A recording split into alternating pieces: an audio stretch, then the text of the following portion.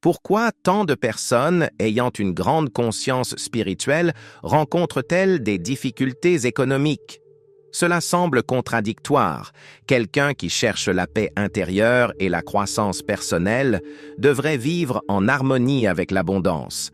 Mais dans la réalité, c'est souvent le contraire qui se produit.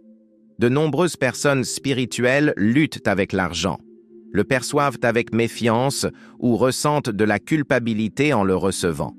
Mais, et si cette pénurie n'était ni une épreuve divine, ni un signe d'humilité, mais plutôt le résultat de croyances limitantes qui ont été imposées pendant des siècles?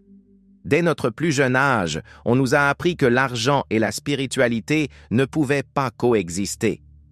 La pauvreté est glorifiée comme un chemin de vertu et des phrases comme « les riches sont avares » ou « l'argent change les gens » sont répétées sans cesse.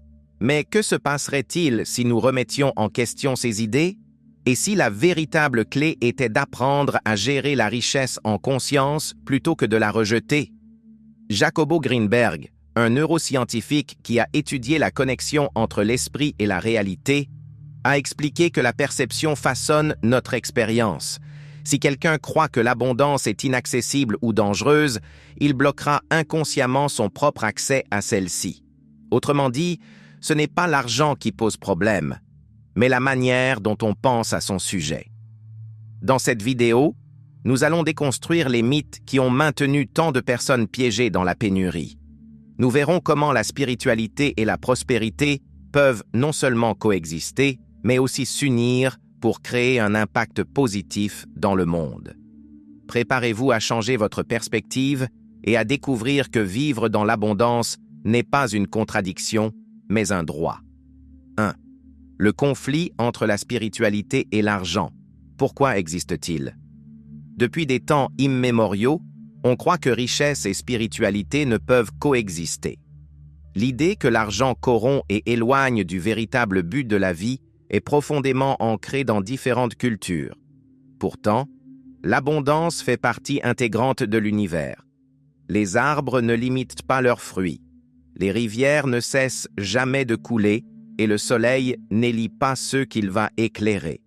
Alors, pourquoi les êtres humains devraient-ils vivre dans le manque pour être considérés comme purs? De nombreuses croyances ont renforcé cette séparation entre le matériel et le spirituel. Dès l'enfance, on nous dit que l'argent change les gens, que seules les personnes humbles sont véritablement bonnes ou que la richesse est synonyme d'avidité. Mais la réalité montre que l'argent ne fait qu'amplifier ce qui est déjà présent en chacun de nous. Il y a ceux qui l'utilisent pour construire et aider, et d'autres qui le gaspillent ou l'emploient de manière égoïste. Le problème n'est pas l'argent, mais la mentalité avec laquelle on le gère. Il existe aussi une idéalisation de la pauvreté dans de nombreuses traditions spirituelles. On admire ceux qui renoncent au matériel et vivent avec le minimum, tout en oubliant que beaucoup d'entre eux reçoivent le soutien de leurs adeptes. Bouddha venait d'une famille aisée avant d'entamer son chemin spirituel, et Jésus était soutenu par des disciples qui lui apportaient ce dont il avait besoin. La clé n'est pas de rejeter l'argent, mais de ne pas devenir son esclave. Les personnes qui croient que la richesse est incompatible avec la spiritualité finissent par ériger une barrière intérieure qui les empêche de prospérer. Pourtant, l'argent, loin d'être un ennemi, peut devenir un levier pour amplifier un projet de vie. Pour mieux comprendre l'impact de la pensée sur l'abondance, il est intéressant de se pencher sur la théorie de Jacobo Greenberg concernant la conscience universelle. 2. Jacobo Greenberg et le champ de conscience universelle. Jacobo Greenberg était un neuroscientifique et mystique qui a étudié la relation entre l'esprit et la réalité. Sa théorie du champ de conscience universel affirme que tout dans l'univers est interconnecté et que la perception façonne directement l'expérience. Selon cette idée, les croyances d'une personne au sujet de la richesse influencent sa relation avec celle-ci. Ceux qui considèrent l'argent comme un problème le repoussent inconsciemment, tandis que ceux qui le voient comme un outil d'évolution découvrent plus facilement des opportunités.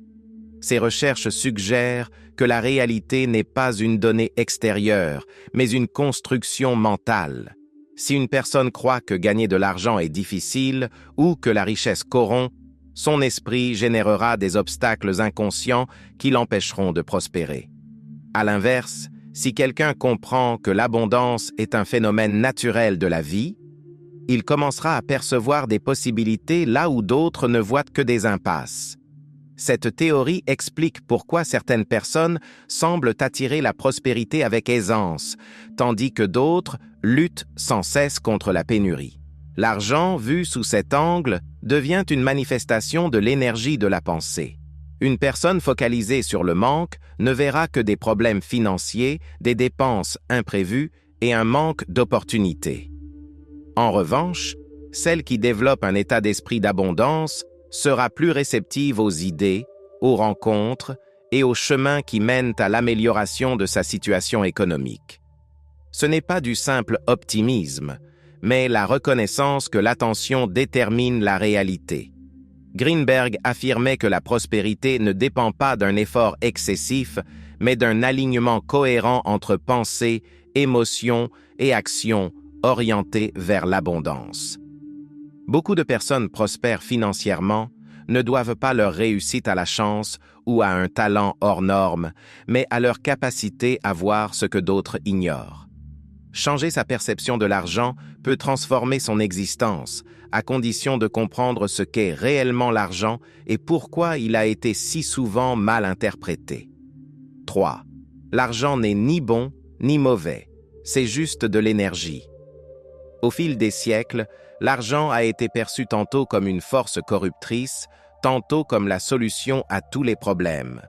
Pourtant, à la base, il n'est qu'un moyen d'échange, un outil créé par l'être humain pour faciliter le commerce. Sa valeur ne réside pas dans les billets ou les chiffres d'un compte bancaire, mais dans l'énergie que nous lui attribuons. Ce qui détermine son impact dans notre vie n'est pas l'argent lui-même, mais la relation que nous entretenons avec lui. Beaucoup de personnes ont grandi avec la croyance que l'argent change les gens, mais la réalité est qu'il ne fait qu'amplifier ce qui est déjà présent en chacun. Si quelqu'un est généreux, avec davantage d'argent, il aura une plus grande capacité d'aider. Si quelqu'un est égoïste, la richesse ne fera que rendre son avidité plus évidente. Penser que la prospérité rend les gens mauvais est une erreur qui crée des blocages inconscients et complique la relation avec l'abondance. Transformer sa perception de l'argent est la première étape pour l'utiliser de manière positive. Plutôt que de le voir comme un ennemi ou comme une fin en soi, il est plus utile de le considérer comme un outil permettant d'améliorer la qualité de vie, de soutenir des causes importantes et de créer de nouvelles opportunités. Tout comme l'électricité peut éclairer une maison ou provoquer un court-circuit selon son utilisation, l'argent est simplement une énergie que chacun dirige en fonction de son niveau de conscience. Comprendre cela change complètement la manière de gérer sa richesse. Au lieu d'en avoir peur ou d'en devenir obsédé, on peut apprendre à l'administrer avec équilibre et intention.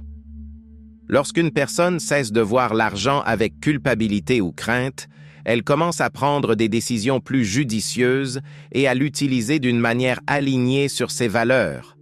La clé réside dans la compréhension que l'argent circule en fonction de l'espace qu'on lui accorde, tout comme l'eau adopte la forme du récipient qui la contient. 4. L'argent comme prolongement de notre énergie. L'argent n'est pas seulement un objet matériel, c'est aussi une représentation de l'énergie qu'une personne échange avec le monde. Chaque billet, chaque transaction est le reflet de la valeur qu'une personne a générée par son travail, ses idées ou ses services aux autres. Tout comme l'énergie circule dans l'univers, l'argent suit un flux déterminé par la relation que chacun entretient avec lui. Plus cette relation est ouverte et saine, plus la capacité d'attirer et de gérer la richesse est élevée. Une métaphore utile pour comprendre ce phénomène est celle de l'eau. Si l'on verse de l'eau dans un petit récipient, sa capacité est limitée. Si l'on utilise un contenant plus grand, l'eau coule avec plus de liberté. De la même manière, l'argent s'adapte à la mentalité et aux compétences de gestion d'une personne. Celui qui croit que l'abondance est inaccessible crée un récipient mental trop petit pour retenir l'argent. À l'inverse, Celui qui élargit sa vision et améliore sa capacité de gestion permet à la richesse de circuler plus librement. L'argent, en tant que prolongement de l'énergie, reflète la manière dont une personne gère ses émotions et ses croyances au sujet de l'abondance. Celui qui le perçoit avec peur ou méfiance l'abordera avec anxiété et prendra de mauvaises décisions.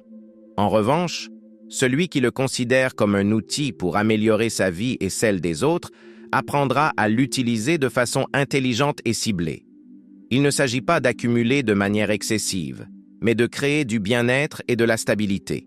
Lorsqu'on utilise l'argent en pleine conscience, il devient un allié pour concrétiser des projets, soutenir des causes importantes et garantir la tranquillité. Ce n'est pas une finalité, mais un moyen de vivre avec plus de plénitude.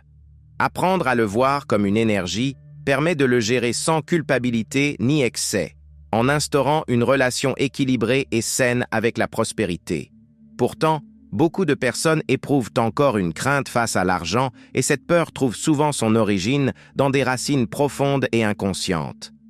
5. La peur de l'argent et ses racines inconscientes. De nombreuses personnes ressentent une peur cachée vis-à-vis de l'argent, même si elles n'en sont pas conscientes. Cette peur se manifeste par des difficultés à recevoir de l'argent, une sensation constante de manque ou la croyance que la richesse attire des ennuis. Cette relation conflictuelle avec l'argent découle souvent de schémas mentaux intégrés depuis l'enfance. Si quelqu'un a grandi dans un environnement où l'on répétait que l'argent change les gens ou que seuls les malhonnêtes s'enrichissent, il est probable qu'il ait développé une barrière inconsciente face à la prospérité. Les croyances liées à la richesse ne surgissent pas de nulle part. La famille, la société et la culture jouent un rôle fondamental dans la manière dont une personne perçoit l'argent. Par exemple, un enfant ayant vu ses parents lutter continuellement pour joindre les deux bouts peut avoir assimilé l'idée que la vie est une lutte permanente, ce qui le pousse à reproduire ce schéma une fois adulte. De même, si, dans l'enfance, il entendait fréquemment des phrases comme « mieux vaut être pauvre mais honnête », son subconscient pourrait associer la richesse à la perte d'intégrité, générant ainsi une résistance invisible à l'argent. Ces peurs inconscientes se reflètent dans la manière dont on gère ses finances. Certaines personnes dépensent tout ce qu'elles gagnent parce qu'inconsciemment, elles estiment ne pas mériter d'avoir davantage. D'autres refusent des opportunités professionnelles par crainte de la responsabilité associée à des revenus plus élevés. Il existe même des individus qui se sabotent eux-mêmes, perdant de l'argent dans des choix mal avisés simplement pour rester dans une zone de confort familière. Identifier ces schémas est essentiel pour transformer sa relation avec l'argent. Surmonter la peur de l'argent ne signifie pas en devenir obsédé, mais apprendre à le percevoir comme un outil neutre que l'on peut utiliser de manière constructive. La clé consiste à remettre en question les croyances limitantes, à s'éduquer sur les questions financières et à prendre des décisions en accord avec une mentalité d'abondance. C'est seulement en éliminant la peur que l'on ouvre la voie à une prospérité authentique et durable. Ce constat soulève alors une question essentielle. Est-il possible de concilier spiritualité et prospérité sans conflit? 6. Spiritualité et prospérité, deux forces complémentaires. Pendant longtemps, on a cru que spiritualité et prospérité empruntaient des chemins opposés. L'idée selon laquelle celui qui cherche l'éveil intérieur doit renoncer à l'argent a été diffusée dans différentes cultures et traditions. Pourtant, la privation matérielle n'est pas nécessaire à l'évolution spirituelle. En réalité, l'absence de ressources peut représenter un obstacle qui freine l'accomplissement d'un but supérieur. Lorsqu'une personne est préoccupée en permanence par des difficultés économiques, son énergie est absorbée par la nécessité de survivre, au détriment de sa capacité à contribuer au bien-être collectif. L'argent ne sert pas uniquement à satisfaire des besoins fondamentaux, il constitue aussi un levier pour étendre l'impact d'une mission spirituelle. Un enseignant souhaitant transmettre sa sagesse pourra atteindre un public plus large s'il dispose de moyens pour publier des livres, financer des projets ou créer des espaces d'apprentissage. De la même façon, une personne désireuse d'aider autrui aura davantage d'opportunités si elle bénéficie d'une stabilité financière. La prospérité n'est pas un obstacle à la croissance intérieure, mais plutôt un vecteur qui en facilite l'essor. Le problème surgit lorsqu'on confond le but avec une accumulation dénuée de sens. La richesse en soi ne procure pas la plénitude, mais lorsqu'elle est utilisée avec intention et en accord avec ses valeurs, elle devient un outil puissant. Beaucoup de personnes spirituelles craignent l'argent parce qu'elles ont été témoins de comportements empreints d'avidité et de corruption. Pourtant, la solution n'est pas de le rejeter, mais d'apprendre à le gérer avec équilibre. Il ne s'agit pas d'accumuler par peur du manque, mais de générer du bien-être et de le partager en pleine conscience. Accepter que spiritualité et prospérité puissent coexister ouvre la porte à une relation plus saine avec l'argent. Plutôt que de le considérer comme un obstacle, il devient possible de l'intégrer comme un moyen d'amplifier son impact positif dans le monde. Cependant, nombreuses sont les personnes qui portent encore en elles des barrières mentales qui les empêchent d'accueillir l'abondance. Ces croyances limitantes freinent leur croissance et les maintiennent dans un schéma de pénurie. 7. Les barrières mentales qui empêchent l'abondance. Beaucoup de personnes aspirent à la prospérité, mais en même temps, elles entretiennent des croyances qui sabotent leur relation avec l'argent. Des phrases comme « l'argent est la racine de tous les maux » ou « les riches sont égoïstes » se transmettent de génération en génération et s'imprègnent dans le subconscient comme des vérités absolues. Sans même en avoir conscience, ceux qui croient en ces idées finissent par repousser les opportunités, prendre des décisions qui les maintiennent dans la pénurie ou éprouver de la culpabilité lorsqu'ils améliorent leur situation financière. Le problème de ces croyances est qu'elles agissent comme des filtres dans notre esprit. Une personne qui pense que l'argent corrompt évitera inconsciemment les situations qui pourraient lui permettre de prospérer. Elle refusera une promotion, passera à côté d'opportunités d'affaires ou se sabotera sans même s'en apercevoir. À l'inverse, ceux qui apprennent à percevoir la richesse comme une ressource positive et accessible développent une mentalité qui les pousse naturellement à attirer de meilleures opportunités. L'esprit ne se contente pas d'interpréter la réalité, il la façonne par les choix que nous faisons chaque jour. Briser ces barrières mentales nécessite de remettre en question les croyances que nous avons assimilées concernant l'abondance. Plutôt que de répéter machinalement des idées négatives sur l'argent, il est utile de se demander d'où vient cette croyance. Est-elle vraiment fondée? Existe-t-il des exemples de personnes prospères qui sont également généreuses et intègres? Changer sa manière de penser ne se fait pas instantanément, mais c'est une étape essentielle pour transformer sa relation avec la richesse. Lorsque les croyances limitantes sont levées, il devient possible de vivre dans l'abondance sans éprouver ni culpabilité ni peur. L'argent cesse alors d'être perçu comme un problème et se révèle être un outil précieux pour améliorer sa qualité de vie et contribuer positivement à la société. Toutefois, pour que ce changement soit véritablement durable, il faut comprendre que l'argent n'est pas une entité extérieure ou étrangère à la personne, mais bien un reflet de son état intérieur. 8. L'argent comme reflet de l'état intérieur. La relation qu'une personne entretient avec l'argent est un miroir de ses émotions, de ses croyances et de ses schémas mentaux. Ceux qui vivent dans la peur de manquer développent souvent des comportements de dépenses impulsives ou, au contraire, s'attachent à leur argent avec anxiété. À l'inverse, ceux qui ont confiance en leur capacité à générer de l'abondance gèrent leur patrimoine avec sérénité et équilibre.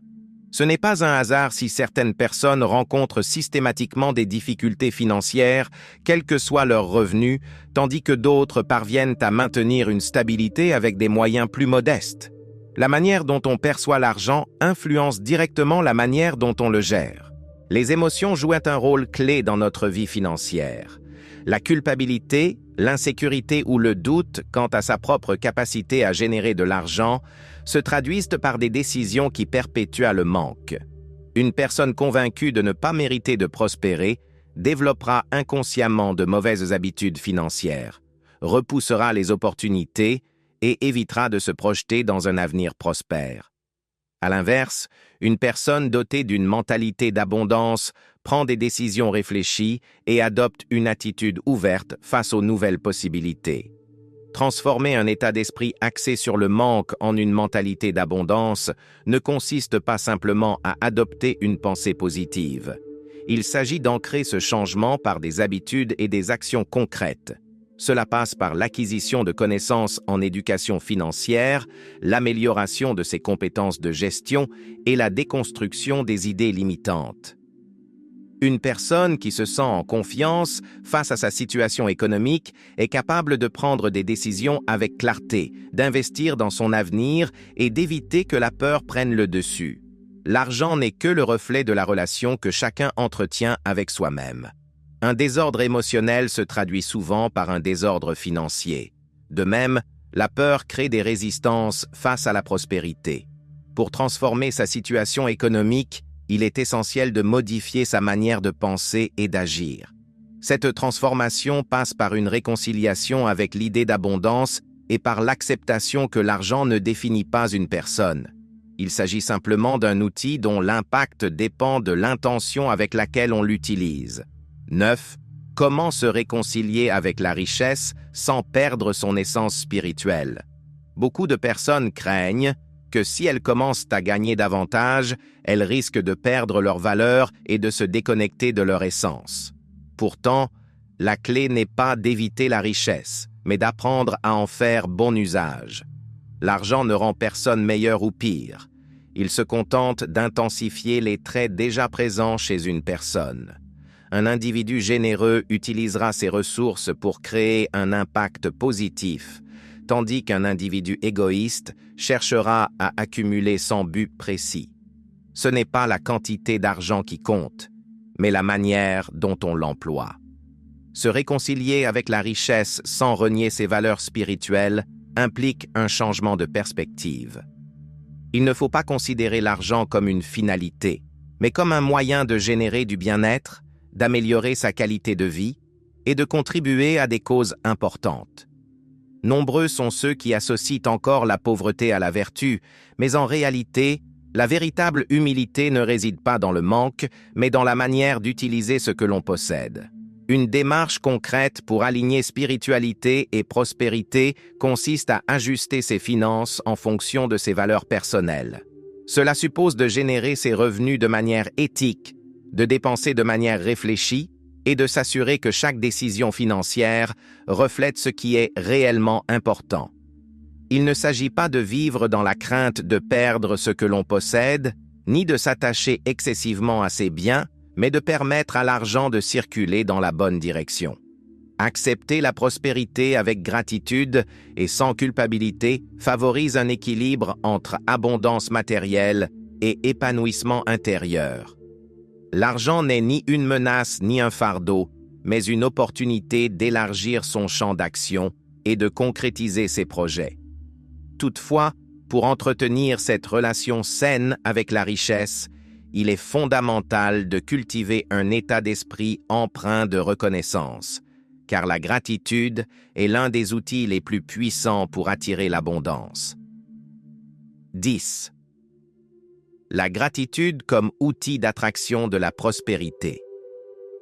La gratitude ne se contente pas d'améliorer le bien-être émotionnel. Elle influence également la manière dont une personne interagit avec l'argent.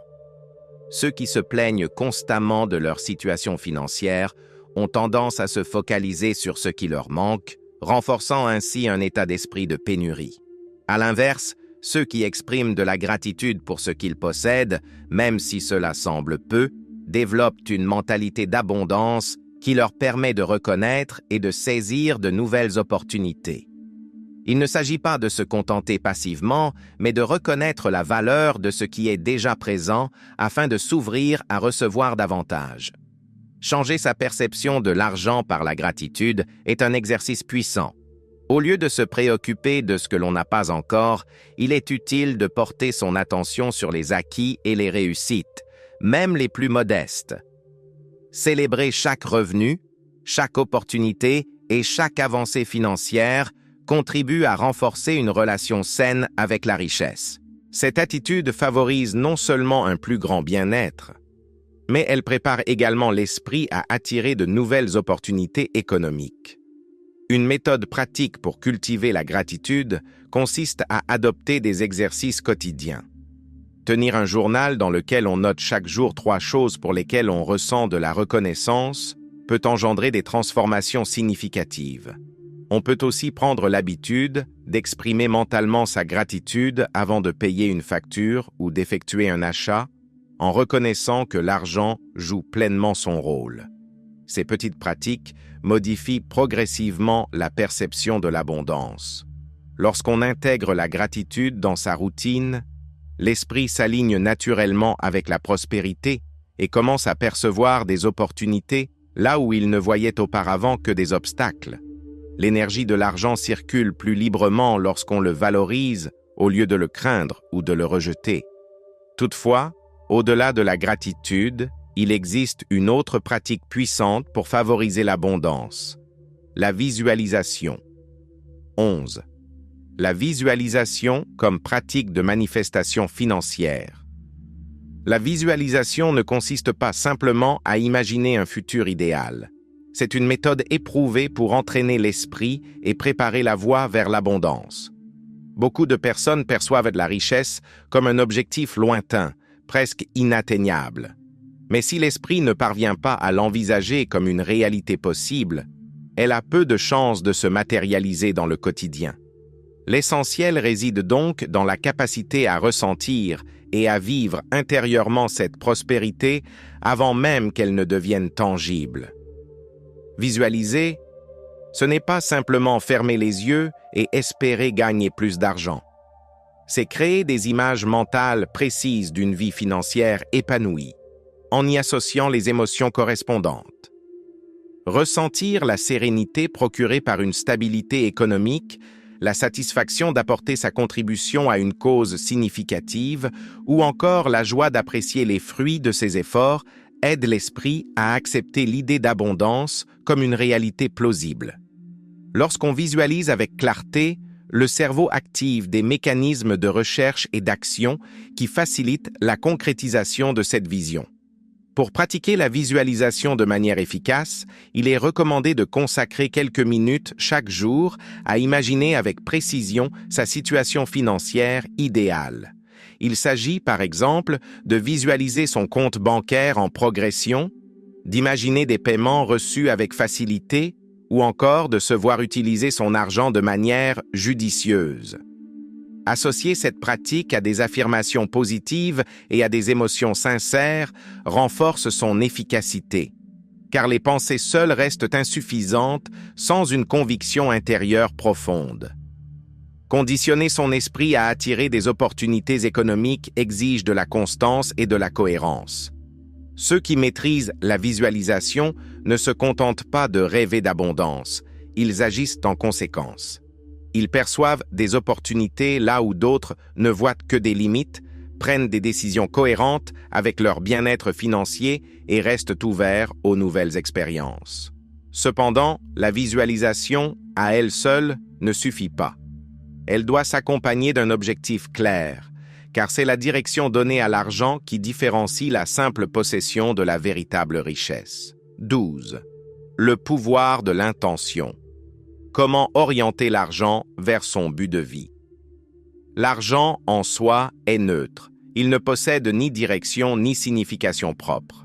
Son impact dépend entièrement de l'intention qui sous-tend son utilisation. Certaines personnes amassent des richesses sans savoir pourquoi, tandis que d'autres considèrent l'argent comme un levier pour atteindre leurs objectifs et concrétiser leurs valeurs. C'est l'intention qui donne à la richesse son véritable sens, en la transformant en un moyen d'évolution personnelle et d'apport au monde. Ceux qui parviennent à aligner leurs finances sur leur mission de vie développent une relation beaucoup plus saine avec l'argent. Ils cessent de le percevoir comme une source d'angoisse ou de culpabilité et le considèrent plutôt comme une ressource leur permettant d'élargir leur action. Cela peut se traduire par des investissements dans l'éducation, le financement de projets à vocation sociale ou simplement la garantie d'une sécurité économique favorisant une concentration optimale sur les priorités essentielles. Lorsqu'on utilise l'argent en pleine conscience, il cesse d'être un fardeau et devient un vecteur d'épanouissement personnel. Pour orienter ses finances de manière cohérente avec ses valeurs, il est utile de se poser certaines questions. Comment puis-je faire en sorte que ma prospérité bénéficie également à autrui? Comment aligner mes décisions financières avec mes objectifs profonds? Ce type de réflexion permet d'agir avec lucidité et de donner une orientation constructive à sa gestion de l'argent. Il ne s'agit pas de dépenser sans réfléchir, ni de donner de manière désorganisée, mais de veiller à ce que les ressources circulent de manière équilibrée, en générant un impact positif à la fois personnel et collectif. Avoir une intention claire en matière de gestion financière permet aussi d'éviter le piège de l'accumulation dénuée de sens. L'objectif n'est pas d'être obsédé par la croissance de son patrimoine, mais de trouver un juste milieu où l'abondance sert un but supérieur. Ceux qui atteignent cet équilibre comprennent que la richesse ne se limite pas à l'aspect matériel, elle s'étend à la sphère émotionnelle et spirituelle. Et pour parvenir à cette harmonie, il est nécessaire de dépasser les tabous et d'accepter que spiritualité et prospérité ne sont pas incompatibles. 13. Briser le tabou. Peut-on être à la fois spirituel et prospère? Pendant des siècles, la société a véhiculé l'idée qu'une personne véritablement spirituelle devait renoncer aux biens matériels, comme si la richesse et l'éveil intérieur étaient inconciliables. Pourtant, de nombreux leaders spirituels ont démontré que ces deux dimensions peuvent parfaitement coexister. Il existe des individus qui parviennent à combiner une situation financière prospère avec une vie guidée par des valeurs profondes et un sens du service. Ces exemples prouvent que l'argent, loin d'être un obstacle, peut devenir un outil puissant au service d'une mission de vie. Les exemples de cette complémentarité abondent dans le monde contemporain. Des entrepreneurs qui investissent leur fortune dans des projets humanitaires, des enseignants spirituels qui créent des fondations et des artistes qui consacrent une part de leurs revenus à des causes sociales. Tous ces acteurs partagent un point commun. Ils ne considèrent pas la richesse comme une fin en soi, mais comme un levier pour amplifier leur impact positif. L'idée selon laquelle il faut choisir entre spiritualité et prospérité est un mythe. Ces deux forces peuvent cohabiter harmonieusement si l'on adopte une intention claire et éthique dans la manière de gérer ses ressources. La prospérité, lorsqu'elle est utilisée avec sagesse, permet de donner une plus grande envergure à un projet spirituel. Sans ressources financières, un enseignant ou un créateur d'initiatives sociales peut difficilement atteindre un large public. L'argent, dans ce contexte, devient un allié précieux, capable de soutenir des actions porteuses de sens et d'inspiration. Briser le tabou autour de l'argent et de la spiritualité est donc une étape indispensable pour accéder à une prospérité consciente. Accepter l'abondance matérielle ne revient pas à renier ses valeurs, mais à reconnaître que ces ressources peuvent servir un objectif supérieur. L'essentiel est de garder en tête que l'argent est une énergie qui se met au service de l'intention de celui qui le détient. En choisissant d'utiliser cette énergie pour construire, aider et grandir, il devient possible de conjuguer réussite financière et épanouissement spirituel sans compromis. Adopter une nouvelle vision intégrant ces deux dimensions nécessite de remettre en question les croyances héritées. Bien souvent, le rejet de l'argent découle d'idées imposées qui n'ont jamais été véritablement examinées. Qui a déclaré que l'abondance et la spiritualité étaient incompatibles? Pourquoi a-t-on glorifié la pénurie alors que la nature elle-même est synonyme de profusion? Se poser ces questions permet de transformer sa perception de l'argent et d'ouvrir la voie à une relation plus saine avec celui-ci. Accepter que la prospérité fasse partie de son développement personnel permet d'en faire un usage plus conscient.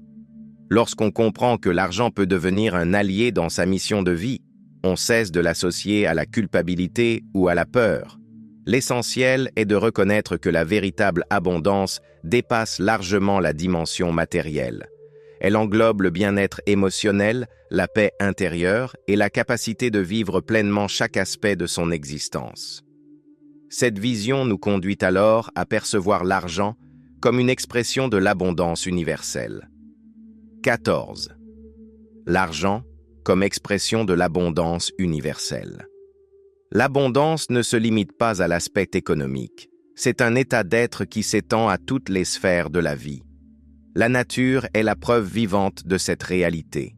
Les arbres produisent davantage de fruits que nécessaire, les rivières coulent sans retenue et le soleil diffuse sa lumière sans distinction.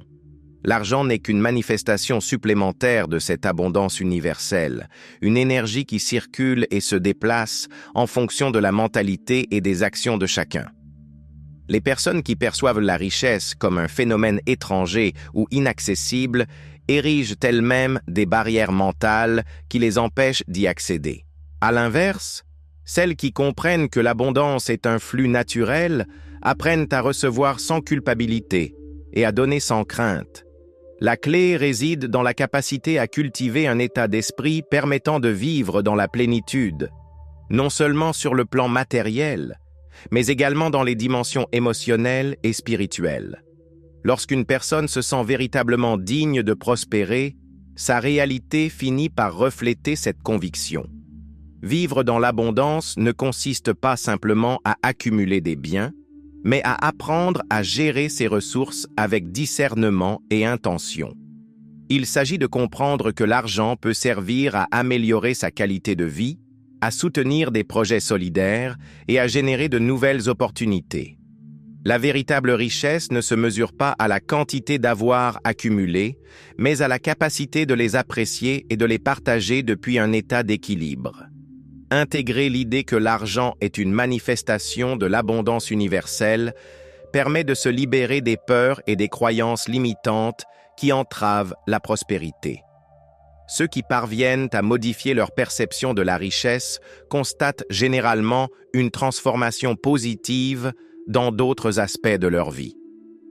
Toutefois, pour vivre cette abondance de manière durable et sans culpabilité, il est nécessaire de reprogrammer son esprit et de se libérer des blocages internes ancrés depuis de nombreuses années. 15. Reprogrammer son esprit pour vivre dans l'abondance sans culpabilité ni peur.